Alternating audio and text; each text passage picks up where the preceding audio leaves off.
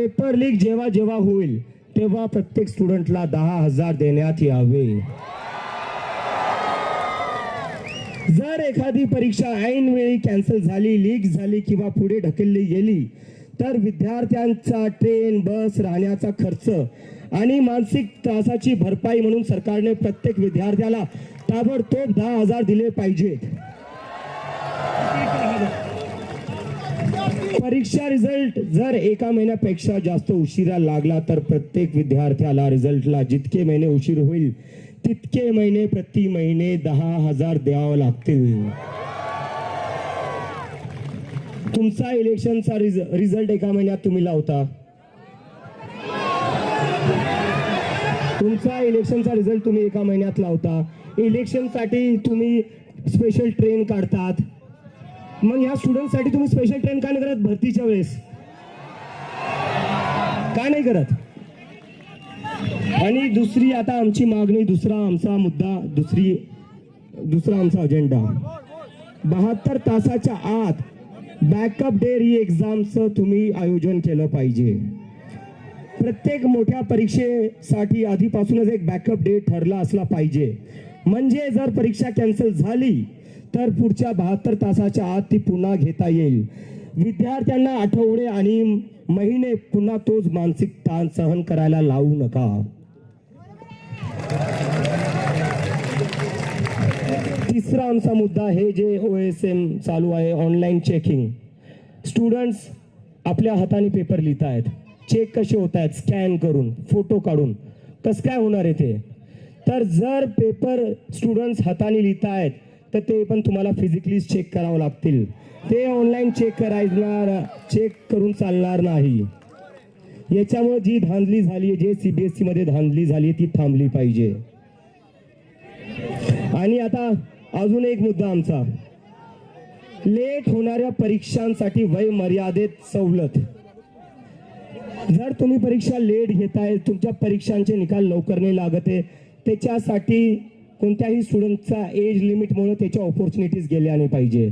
हे तुमचं फेलियर आहे, स्टुडंटचं नाही। हे सरकारचं फेलियर आहे। सरकारच्या फेलियरमुळे कोणत्याही स्टुडंटचे अटेम्प्ट्स कमी झाले नाही पाहिजे।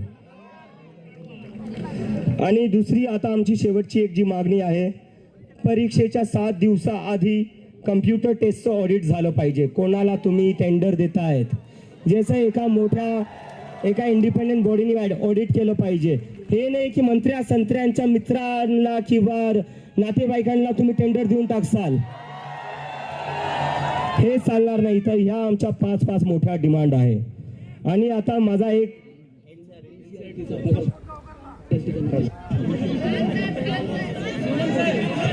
जरा या 5 मागण्यांसाठी हात वर करून पाठिंबा द्या। 5 मागण्यांसाठी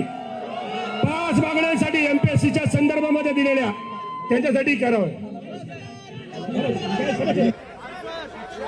आणि अजून एक मागणी, NCERTने जो नकाशा काढलाय पुस्तकातून तो वापस आणला पाहिजे,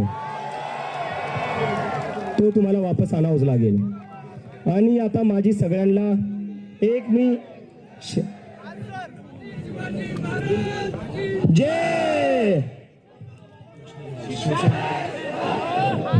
आता मी एक हे बोलतो की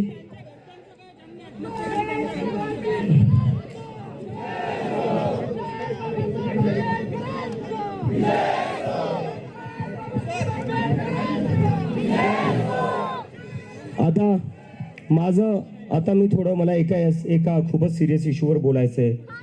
जेव्हापासून आमची कॉकरोच जनता पार्टी सुरू झाली तेव्हा एक हे सुरू झालं, deep state funding, George Soros funding, Pakistan funding. ठीक आहे, मानून घेतो एखाद्या वेळेस जे तुम्ही खोटं बोलताय। त्या वेदांचं काय, जो 17 वर्षाचा CBSEचा पोरगा आहे त्यालाही तुम्ही पाकिस्तानी बोललेले आहेत। तुम्हाला लाज वाटते? तुम्ही तुमच्या देशाच्या स्टुडंट्सला पाकिस्तानी बोलतायत। तुम्ही मला पाकिस्तानी बोलताय, तुम्ही CBSEच्या स्टुडंट्सला पाकिस्तानी बोलताय। जे पत्रकार तुम्हाला प्रश्न विचारतात तुम्ही त्यांना पाकिस्तानी बोलता, जो विरोधी पक्ष अपोजिशन लढतोय तुम्ही त्याला पाकिस्तानी बोलता। तर इंडियन आहे कोण? भाजपचा IT सेल।